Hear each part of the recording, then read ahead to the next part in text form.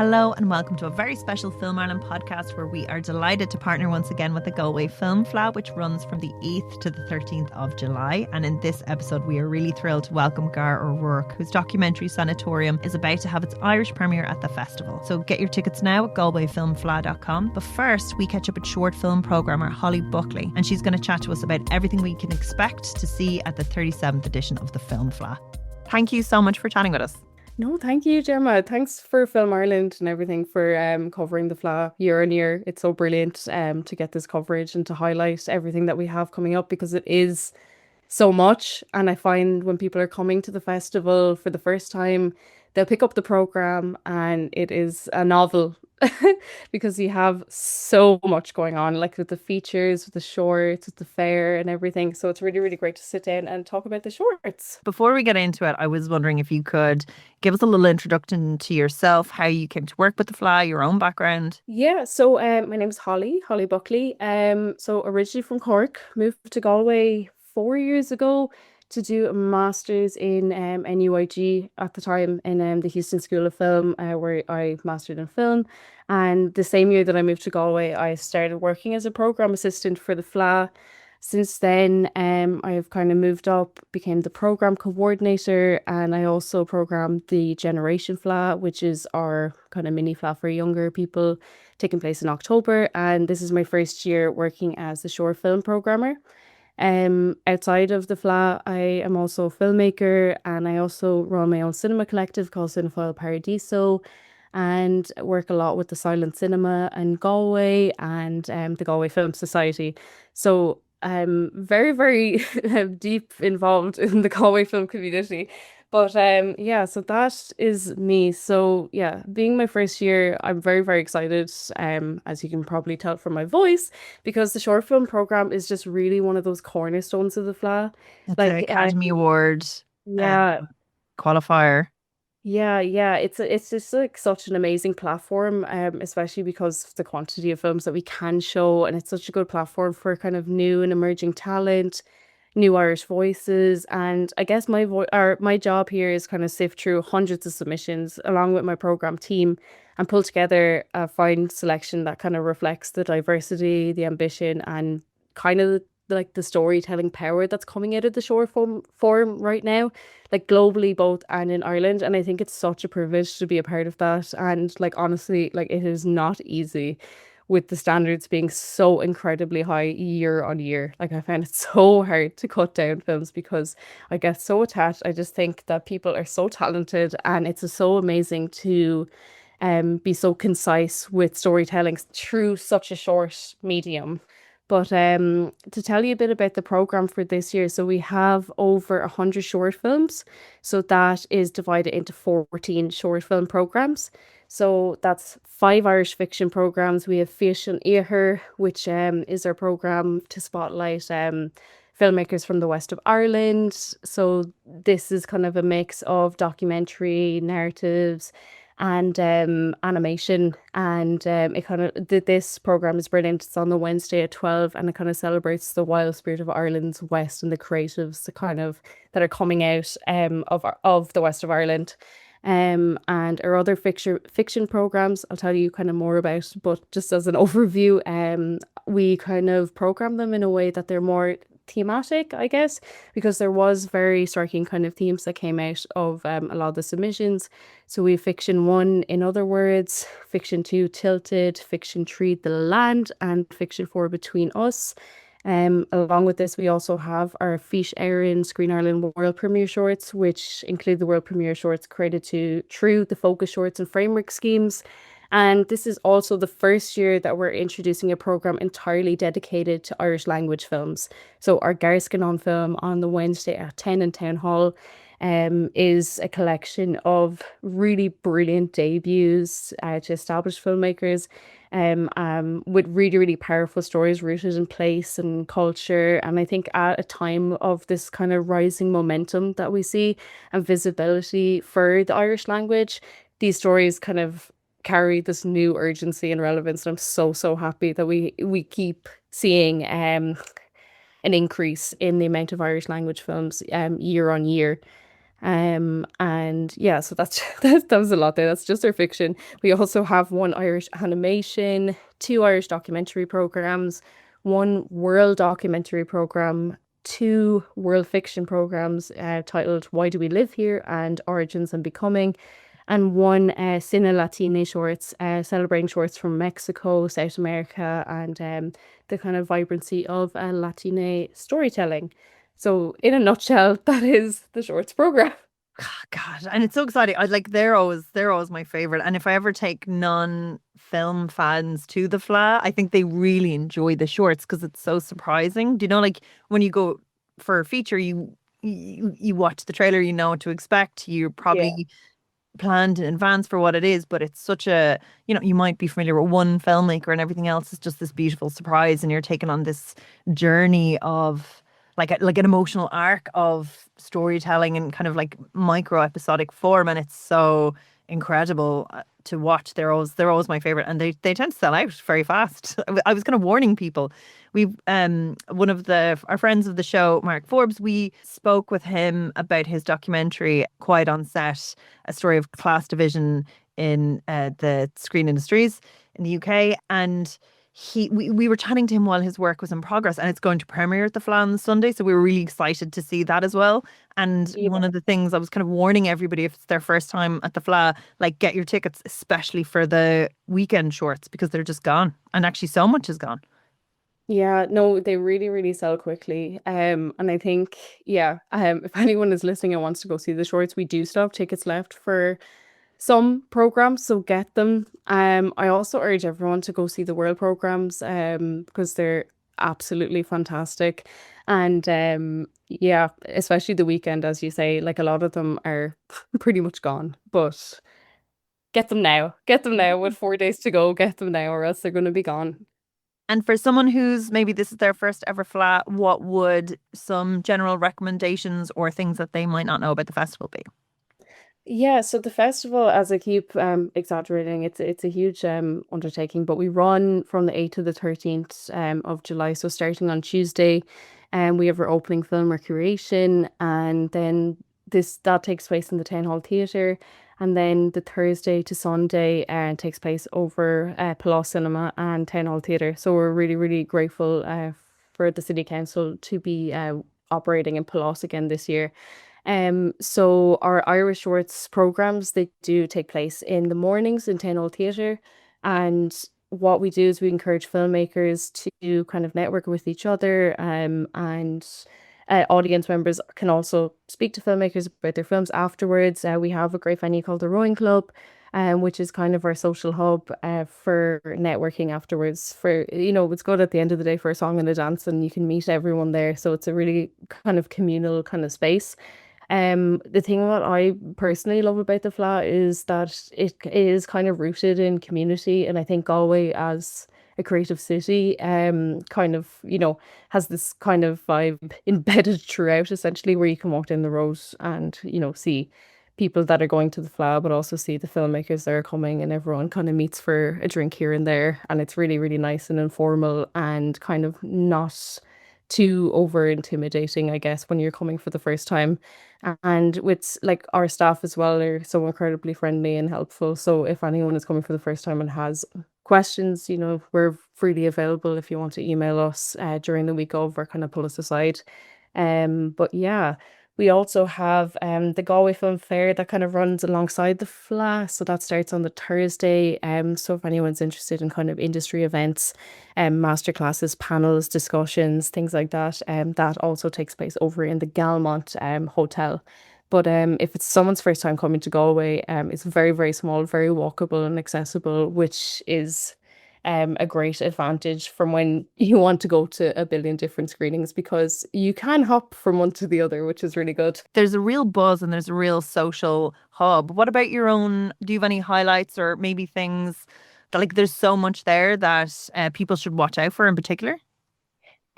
Yeah, I would love for everybody to go see the Gar On program and support the Irish language filmmakers, just because it's their first year kind of introducing that program.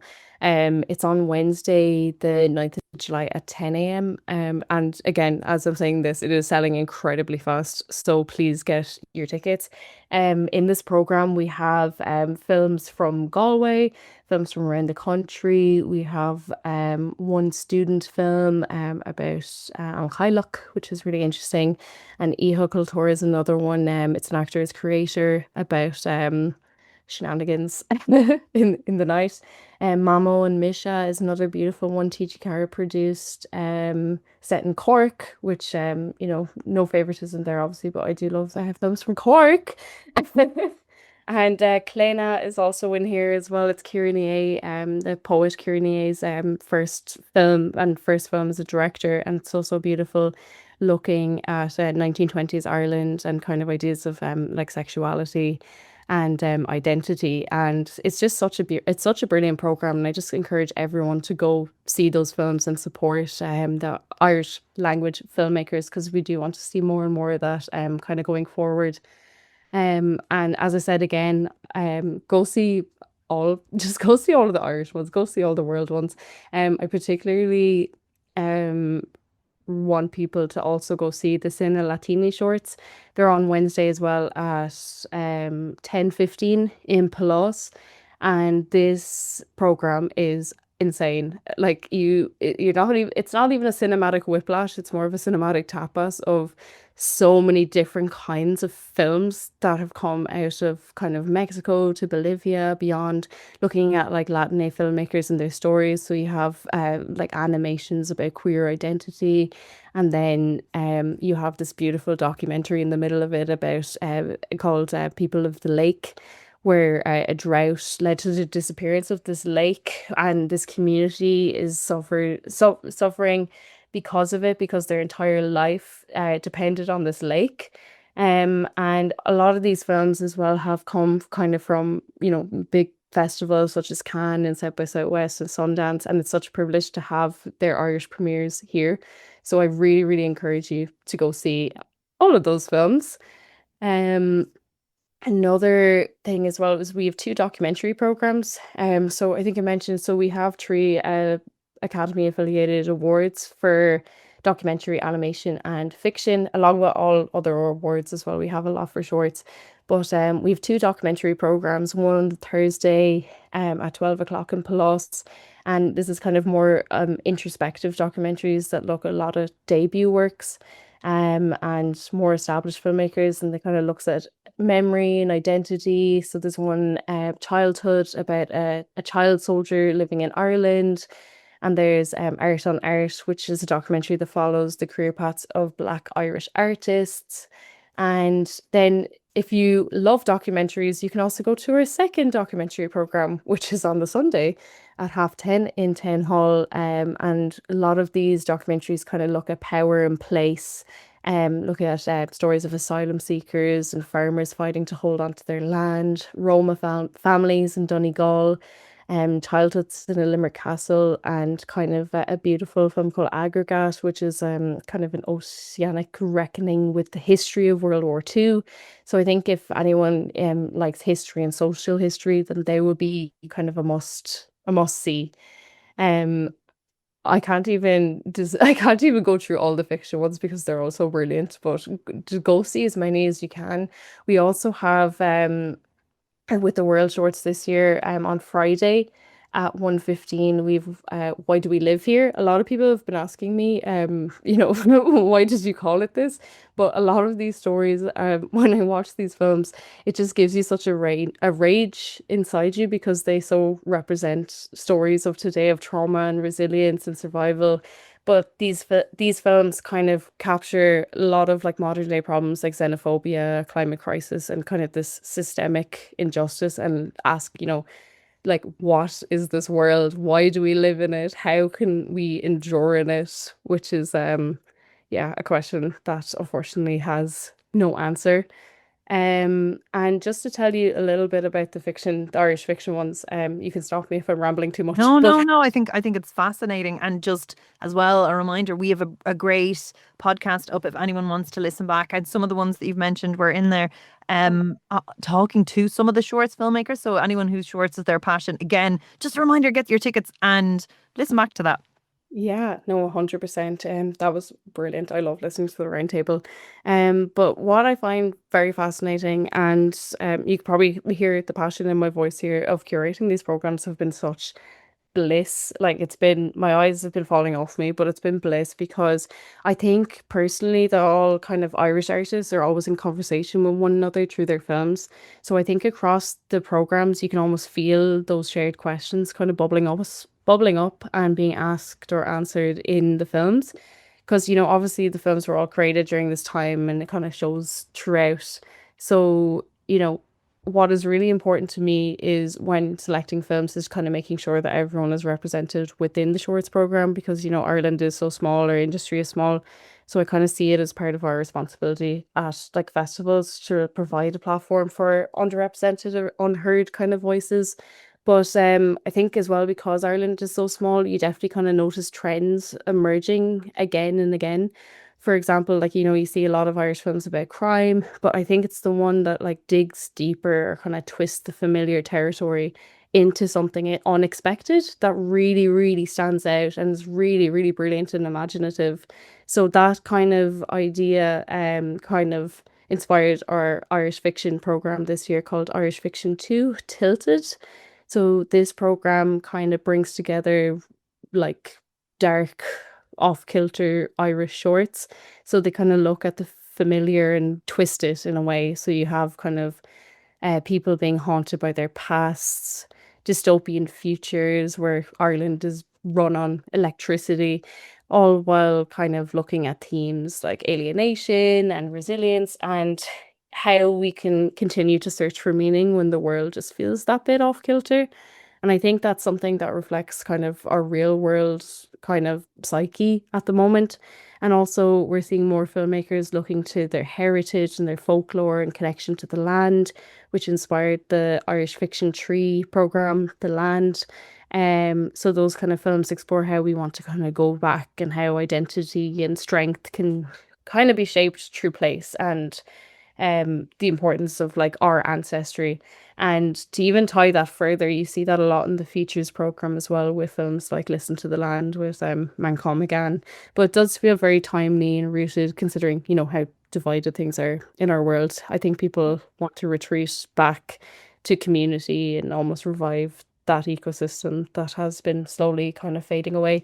But I think as well in Irish Fiction 4 Between Us, this is kind of more of an introspective look at the fragility within like humans and their connections with each other. So there's a beautiful film, Irish language called Bobby Brain, about fertility loss. It's a gorgeous film about the refugee experiences in the UK, addiction, purebred. You were talking to Caleb on the last podcast about kind of trans love, and then Missed Bonds through the film Parting, which is about two sisters, one stays, one goes to Australia.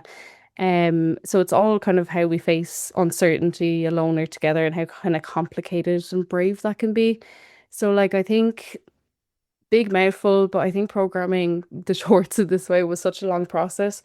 But I think whatever you go to see, you will take away something personal from each of the programs or the films that you see, because what is so special about film as a medium is that you can look into different kind of cultural stories that you're unfamiliar with, but also there is that kind of universality of sharing that experience with people watching the big screen.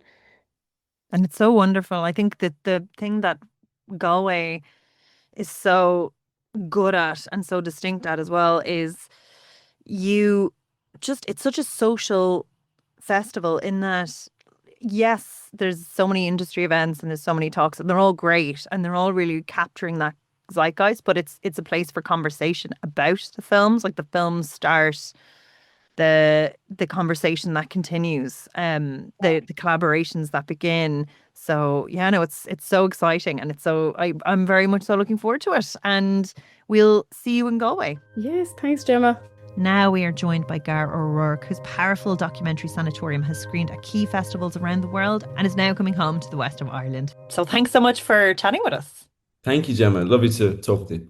Oh God, I must say, Sanatorium, it's such a distinct film. There's something like venomish about it as well. If I'd seen it and didn't know and had to guess where it was from, I would have pegged it as that. Yeah, well, that's a nice thing to say. I think, a big reason why I work with Ken and Venom and Andrew and Samantha Core was a producer on this film as well, is I think we share a collective like a common way of I suppose there's a lightheartedness, there's an Irish sense of humor that comes through things. There's a little bit of quirkiness there. There's a it's trying to balance like depth with lightness and the kind of the light and the dark. And I think for me, tragic comedy is an area that I'm really drawn towards. And I think a director like Ken, or he's a producer as well, I think we have very similar tastes in that sense. Yeah. Before we kind of get into the nuts and bolts of this really beautiful film, I was wondering if you could tell me about your own experience as a creative. So I know you had a short that did exceptionally well last year, and your commercial career seems to have been incredible. I was wondering if you could just tell me about that journey.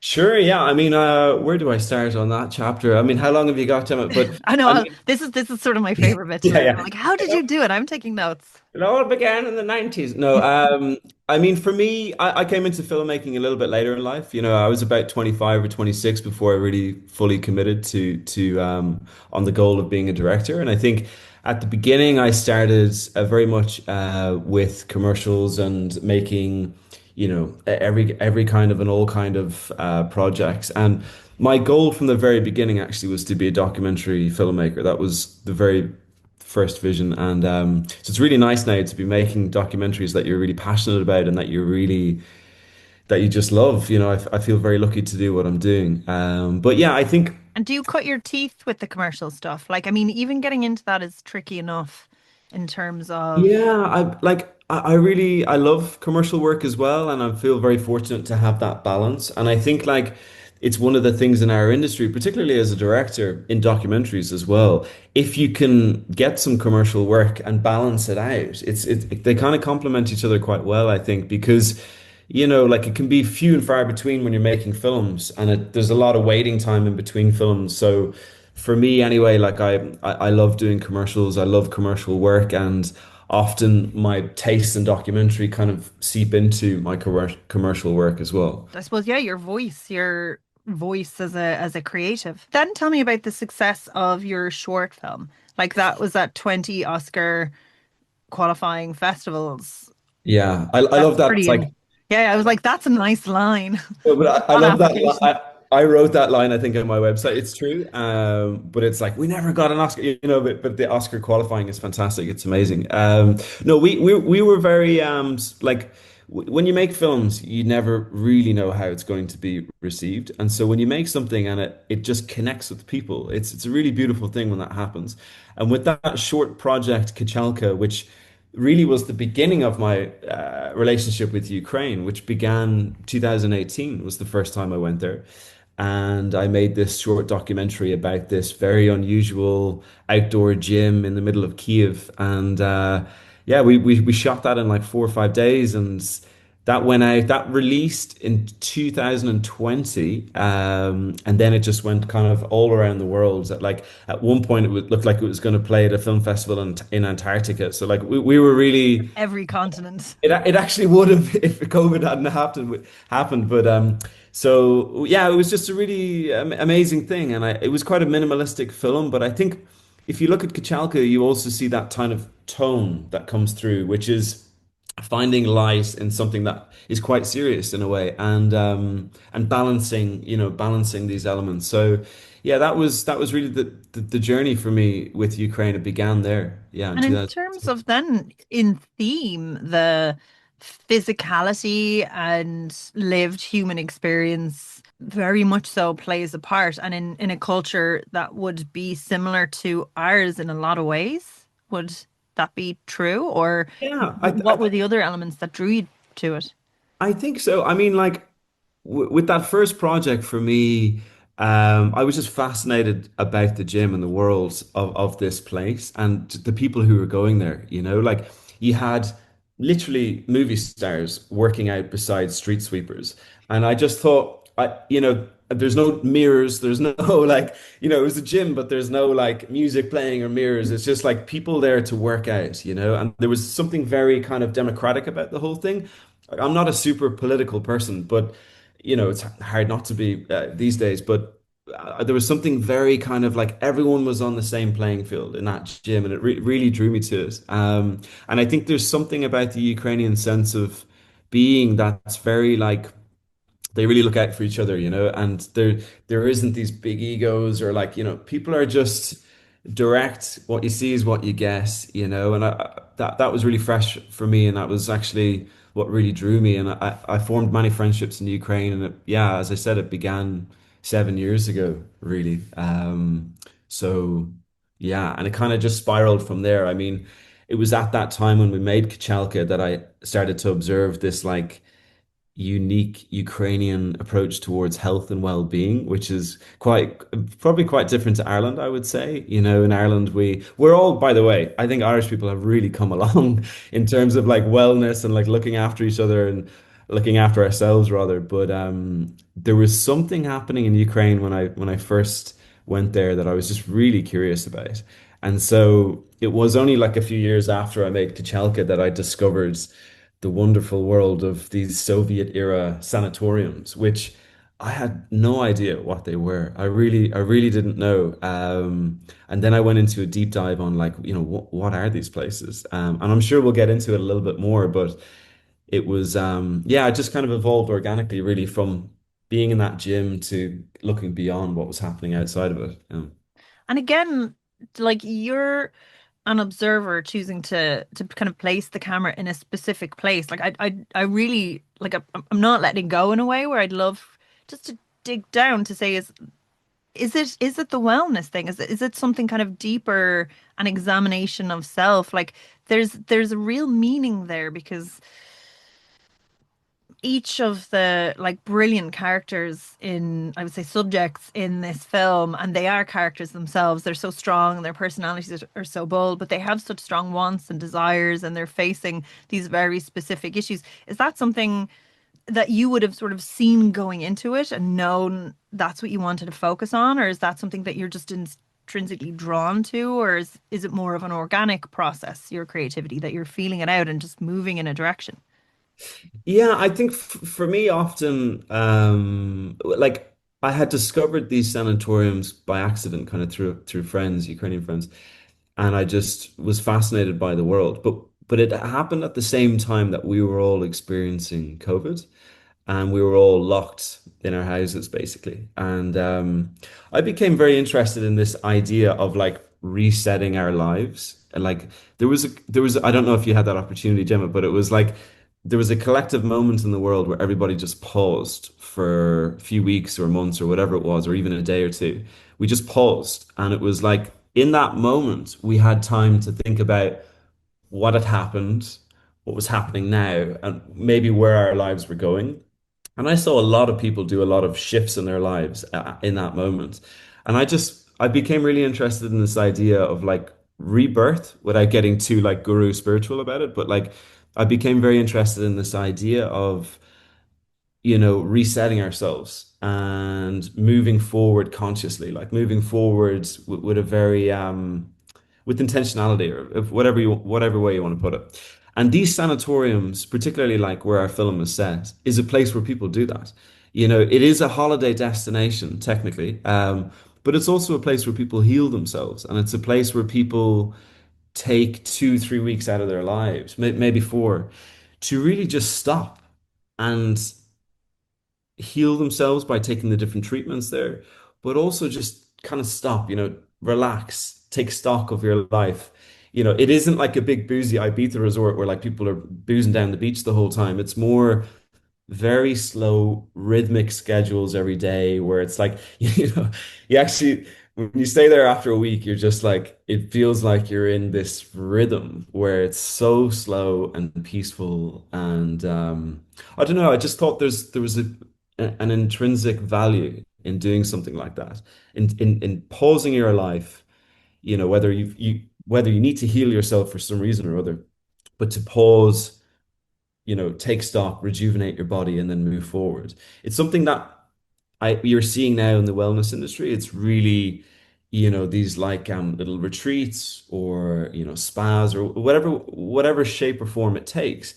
I think in a way, this is a big statement, but I think in some way, wellness is replacing religion a little bit in Ireland, I think. And I see that the health culture, whether it's the saunas or the retreats and all of these things, these are all forms of collective experience with other people and also a sense of trying to rejuvenate ourselves and move forward. So, by the way, I'll talk all day on Oh this no, one. I love this. No, I love Yeah. this. And it's so true, like what you're saying. I think there's even one, Screen Ireland have one for creativity that is up now. Like we have them for that, but it is, I think the human condition is such that we sit and get very much so ingrained and attached to our own perspective. So that's why, particularly in the form of documentary, like this is something that you're really choosing to spend a lot of time.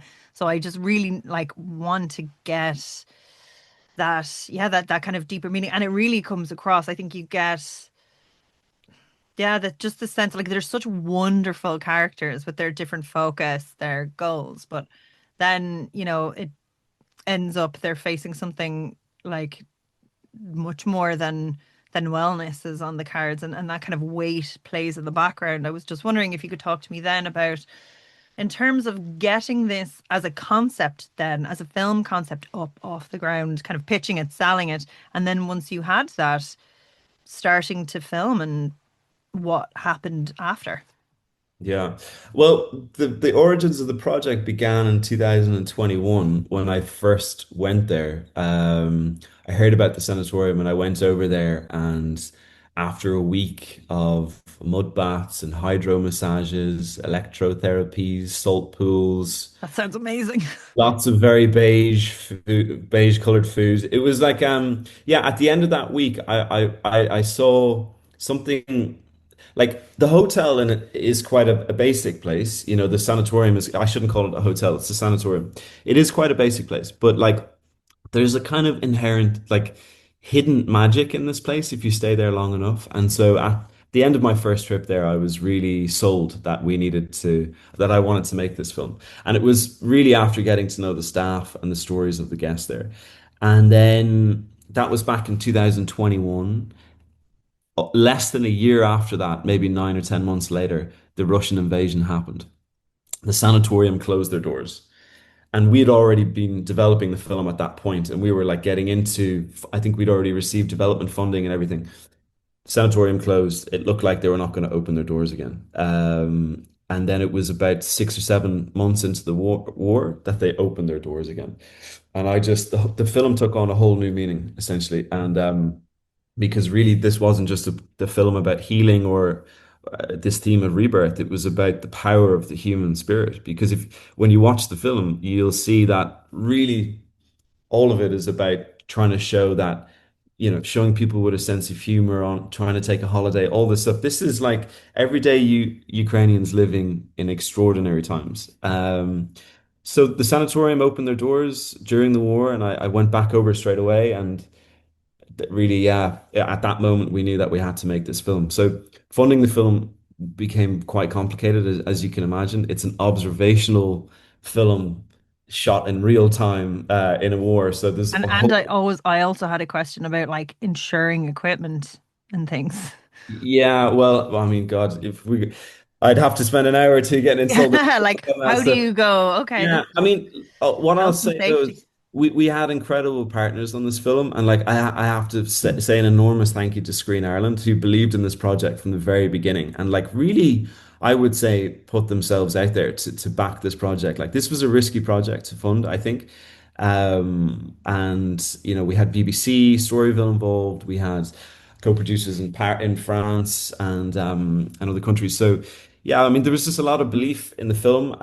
We shot it in a short time frame. It was shot within 45 days. We ideally we wanted to shoot it over a summer season, but it wasn't feasible to do that. So would that But have I been breaks sort of going back and Kind of, yeah. Well, actually, there the whole time, but I think we did it the right way. Like there was just when you make a documentary like that, there just becomes so many limitations that you work within, and I think like I have to hand it to the team that we had because I just had the most amazing team, all Ukrainian crew. Dennis Melnik was our DP, who I think is one of the best DPs in Europe, particularly for documentary. And Dennis has had now films in Cannes and everything after our projects. So he's an incredible person, and this is the shame of Ukraine right now because Ukrainians can't leave, particularly men, they can't leave the country. So it's quite poignant. Like we had our premiere in Copenhagen a few months ago, and like they couldn't, they couldn't leave and come to watch that, But I say all this because I really want to promote Dennis as a DP. He's just a remarkable human being. And that aesthetic actually, it was this very kind of controlled, natural creating that and the visual language of the film. What would have been sort of your influences, maybe from your own work or Well, like in your storyboards? it began very, everything begins kind of conceptually. And when you think about what a sanatorium is, this is a place that is all about balance, harmony. It's actually a place that puts a lot of emphasis on aesthetical balance. So when they Very designed, geometric, yeah, like exactly, yeah, yeah. yeah. So when they designed these sanatoriums, these were like utopian places where the idea was that people would go there and take treatments, but also have a sense of like not wonder, but there was like a grandioseness to the design of these places. So all of that informed our cinematography. We needed to have cinematography that was going to create that aesthetical balance that would mirror what these sanatoriums were trying to promote. We wanted to evoke a sense of wonder and almost like communal, this almost like, the way in churches and things, they design them in a way to evoke like this sense of awe, you know what I mean? Now, I'm not saying every shot was like, huge wides, but that was a big part for us. We were trying to take the inspiration from the architecture and the design of the sanatoriums and use that to inform our cinematography. So yeah, it was very much about symmetry, balance, the pace of it as well. I should say I'm very late into the conversation to mention John Murphy, our editor, who's just an incredible editor. I'm sure you might know John's work already. He edited on Colin Kuhn and he has a very exciting film coming out soon with Steve Coogan about Saipan and Mick McCarthy and or Roy Keane. So John really understood the pace of this film. If you make a film in a sanatorium or like a wellness resort, it has to have a pace, I think, that kind of mirrors and matches the pace of life in a place like that. And it's quite funny, the pacing Yeah, specifically. Like there's, like it's almost like a little punchline setups and jokes just in the timing when you watch it, these very subtle little for beats. sure. It's gorgeous.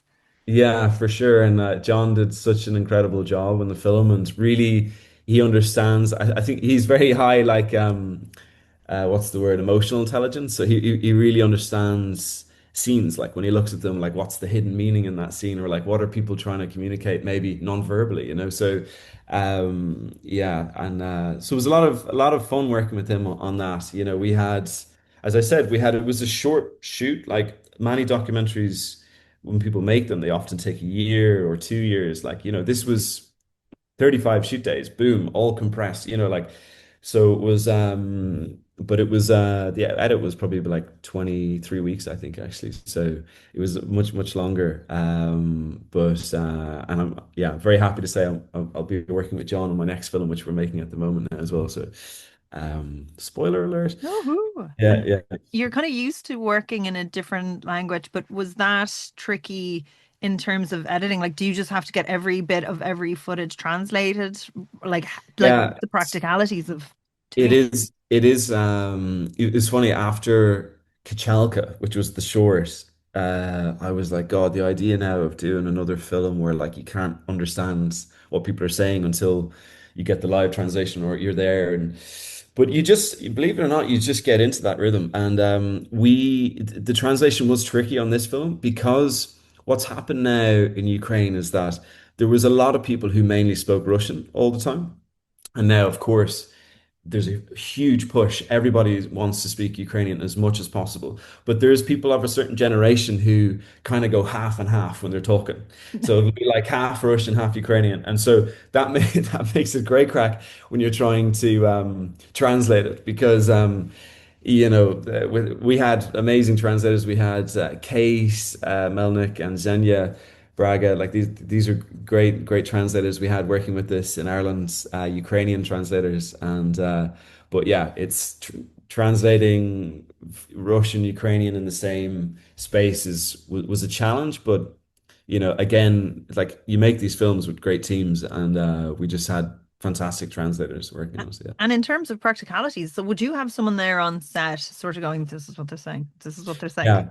oh, wow. And then in the edit, would you have like transcripts, Yeah, like yeah. all the footage to go, that's what the beat is? God, that kind of adds a whole extra layer as well. I suppose I wonder, is there that disconnect that you can see it more emotion, like see it from that distance that you can cut it quicker? Like, Well, what happens is like, and it's happening right now here in Italy. Like, I don't speak fluent Italian, but we're shooting an observational documentary as well. And like, what happens is you get a sense of the main things in the scene. Like with observational, you really are watching, and you're kind of waiting for magic in a way, or hoping that magic will come. And so when you're filming a scene, often after the scene happens or during it, you have kind of a rough idea of like the main things that are happening. You don't need to know everything, but like the key things that are happening. And often then when you get into the edit or when you get the full transcription, you start to see, wow, there was so much more in the scene than I originally thought. And this sounds a bit crazy because it's like, why are you making films if you don't understand everything everybody is saying all the time? But you kind of don't need to know absolutely everything in a scene. You just need to know the main things that are in the scene because often when you're filming scenes, you're also filming a scene with intention, like what is this scene? How does it communicate their narrative arc? How does it build into the whole story of that person? And so, yeah, I don't know if I answer your questions no, very no, well. that's great. Like Yeah, it's yeah, almost like just logistically, like a yeah. few of these things, like how does it work? Like the realities even of like again going back to like the filming in a war zone. Like I mean it has to happen, but like logistically in terms of like mostly Ukrainian crew that you're like as a filmmaker, again, I think there's probably something that happens when you're there all the time, the stress of it. It's like COVID, that the stress of it isn't like, I don't know, I'm just prescribing, but like being in that moment, is it very nerve-wracking, like hearing those air raids go off Well, and this is continuing to film? This is daily reality for Ukrainians all the time. This is if you're a family with 5 kids or 3 kids and you're a mother, this is your life all the time there. You know what I mean? So for me to talk about it, it's like I'm coming over for a period of time where like I was in Ukraine a few weeks ago for our Ukrainian premiere, and the war has actually escalated a lot, and we're not seeing it as much in the news at the moment, but it's really escalated a lot in the past few weeks and months, and Kiev is getting an enormous amount of strikes all the time. So this is one of the crazy things is that Ukrainians have almost gotten not used to it, but like when an air siren goes off and you're walking down the street, the conversation doesn't break. People just keep talking to you about whatever they were saying. The air siren goes off and there is no change. You know what I mean? It's kind of it's poignant. It's also just crazy that people can just get used to this in a daily routine. Like I remember a few weeks ago when I was there for our premiere in Kiev, maybe 3 weeks ago, there was a huge strike one of the nights, and it was just went on forever, and the drones all came in and the buildings were on fire. Just really, really heavy, and everybody was down the bomb shelter all night. And anyway, the air sirens, they went off. It stopped. The warning stopped at about 5 or 6 a.m. So a lot of people just got no sleep. But then the next morning, you were on the street at 9 a.m. and everybody's going to work. Everybody's going to their job. The bus driver's working. The postman's out. You know, the girl in the coffee shop is making coffees. Life goes on. And I think that's one of the things we're trying to communicate with Sanatorium, which is like, if you really want to see strength and resilience in a silent way, this is how you see it. You see people just continuing, getting on with their lives, people who just want to have a holiday, a mom and a son who like she's giving him a hard time because he's not married and he's 40 yet. Like this is silent strength, I think, in the sense of like it takes an enormous amount of mental strength to just persevere like this and just continue on with your life. So that's really what we're trying to show in Sanatorium is like ordinary Ukrainians living in extraordinary times, but like trying to show them in a very with a sense of this sounds a bit weird, but like admiration, where you're I always think, how would Irish people be in that situation? How would we be in Ireland if England was bombing us every second day? Like how would we get along in Dublin? How would we get through our jobs and our lives and everything? So yeah, again, I Yeah, get into no, no, no. examples here, But I think it speaks to that deeper, like you were bringing it back to the meaning of the film being about that reset and about that shift in perspective, which is really, really, really important. And I think I wonder as well is the fact that this is specifically an Irish film that we do feel that kinship, that it is only like two generations back for us in the South and like lived experience in the Mhm. North, that this was a reality that you Yeah. are living in turmoil all the time. And I was like, and would you see that as being your perspective as well? Yeah, I mean, look, it's when we had our very much so is the truth. When we had our Ukrainian premiere a few weeks ago, there was a lot of engagement with the film from Ukrainians, of course. It's strange they have this Irish director making a Ukrainian story, like what? But there was the Ukrainians are very aware of Irish history. They're very aware of English colonialism for the period of time that we had it, 800 years, and I think even now with the success of Kneecap, for example, we had a screening in one cinema, and outside on the it's all in like Ukrainian language on the front of the cinema, and then you just see Kneecap, like the screening of Kneecap, and it's just amazing to see a film like that connect with so many people around the world. But because of that, people are really aware of Ireland's history and the kind of the crossover with Ukraine and Russia, and so they see a kinship there, and I do really, and I think. One thing I hope that comes through in the film is the Ukrainian sense of humor.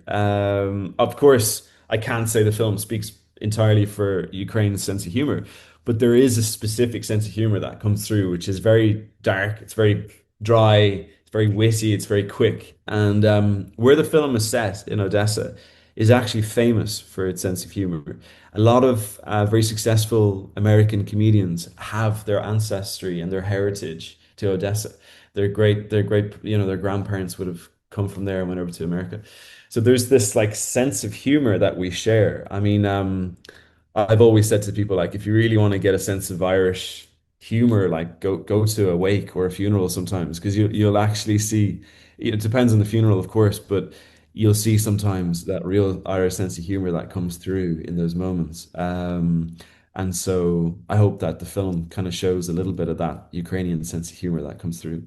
100%. And in terms of like, so 23 weeks of an edit and finding the arcs and the stories and capturing something that's so cinematic, was that a process? Did you, I suppose, like the thing about this is you've kind of written what you want it to be, what you go out in 45 days, come back with might not be the exact perfect thing, or was it even better, or was it different? Was there things that you had to let go of when you were in that edit? Yeah, of course, of course. What do they say? Kill your darlings, in the edit. And there was a lot of like really there's a lot of like very humorous scenes that we just can't get them all in.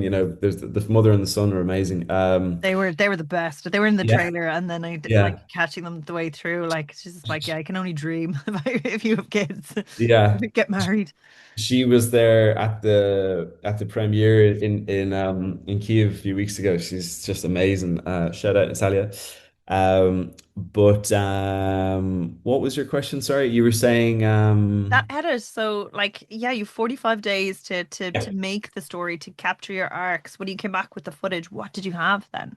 Yeah, so How I did it mean, like change? with the film that's observational, you know, you need to have a pretty clear idea what you're trying to communicate with the film before you shoot anything. So like the broader, bigger message of what the film was trying to say was always really clear. Then you have a pretty good idea of like what everyone's storylines are, more or less. But then, you know, a summer unfolds and lots of unpredictable things happen. And so you're like reacting, but you're also conscious of what the story is.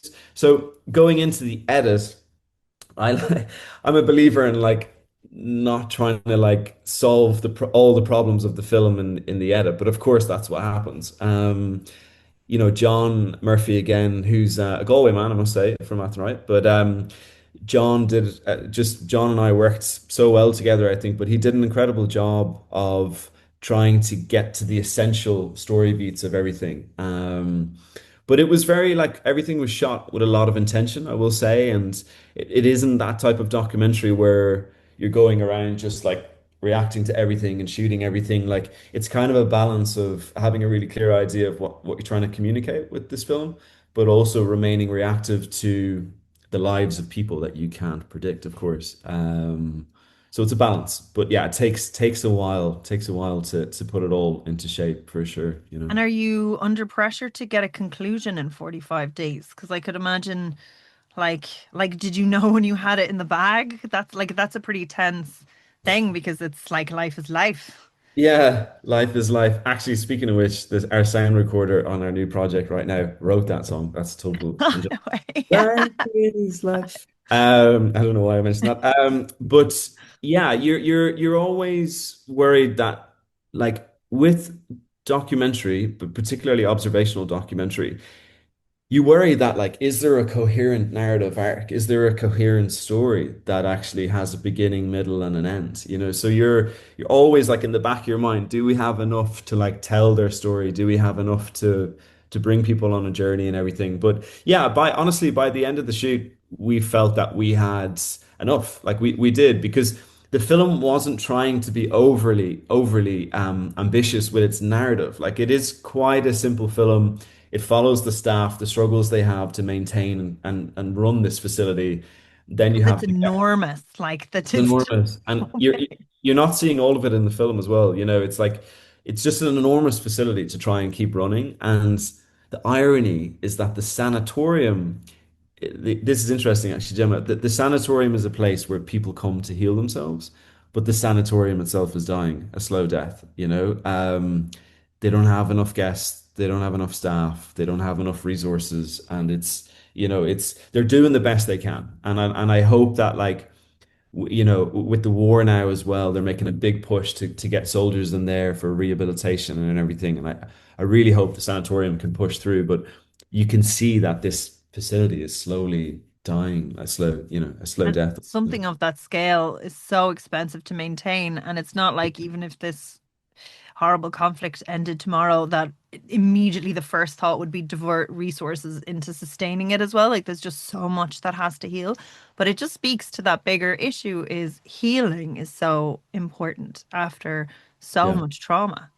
yeah, Um, absolutely. And I think the sad part is for a lot of people, the healing process can't begin until the war is over. You know, it's a constant daily, you know, with the air sirens and the strikes, it's just ongoing. It's still happening right now, and I think it will be a really really long time. Who knows how a country, you know, moves forward? But at the same time, I know I have a lot of Ukrainian friends. I feel like I've had an opportunity to understand the culture to a certain point, and I think Ukrainians are remarkably strong people who will push forward and yeah, and who will just get on with their lives, you know. As awful as that sounds, I think they will, you know, and you see it every day when you go there that people are they're just doing the best they can to move forward in this situation, you know. and I think if there's anything a film like Kneecap shows is that, like there is a future down the line where, that's starting to be processed and that healing is in place. And you talked about this being a reset for people that go there, that would being in that space and around that space have changed you as a person and a filmmaker?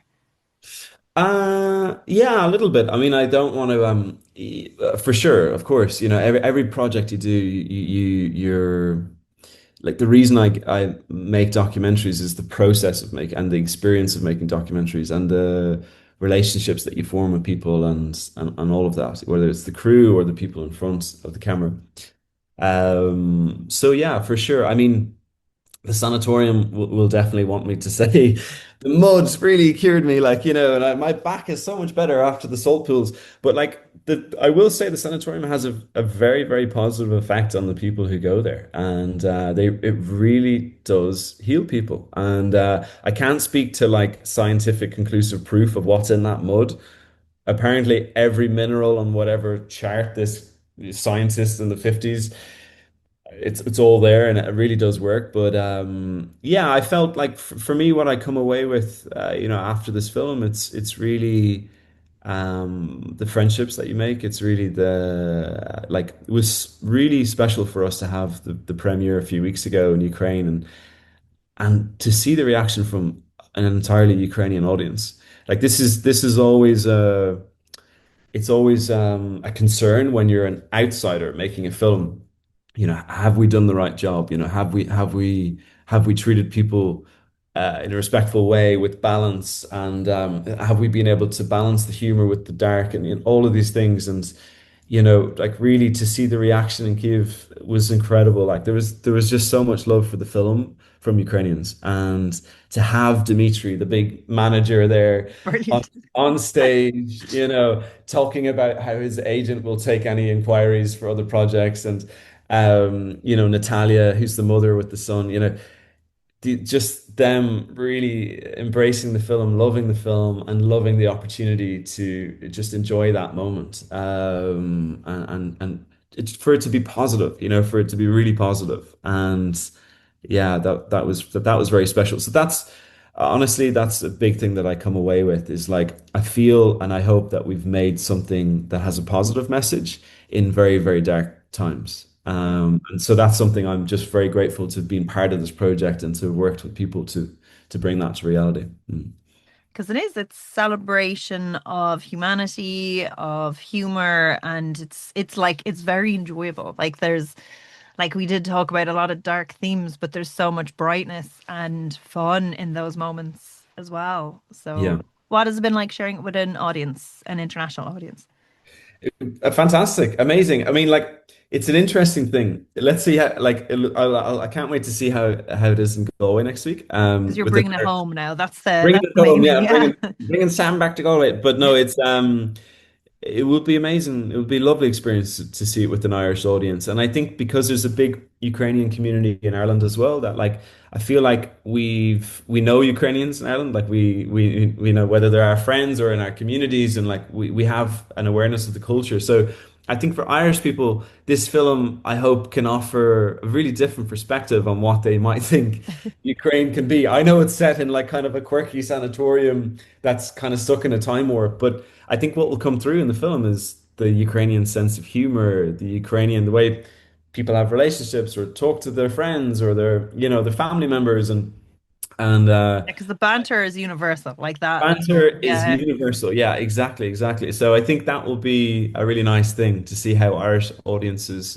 connect with it. But we've been very fortunate. The film has been in many different festivals around the world already, and many more to come. And but I think for us as a Galway man as well, having the Irish premiere in Galway is I'm really proud and really delighted with that. And yeah, so I've got the whole family coming now, the sister and the family and the parents and everything, and my brother-in-law, their kids, and everyone will be there. So it'll be a really lovely experience to see it all on the big screen in the town hall. Yeah. Congratulations, and thanks Thank so you. much for chatting with us. Thanks so much, Gemma. Thanks a lot. The Galway Film Fleadh is taking place from the 8th to the 13th of July, and make sure to check out the full programme now on galwayfilmfleadh.com.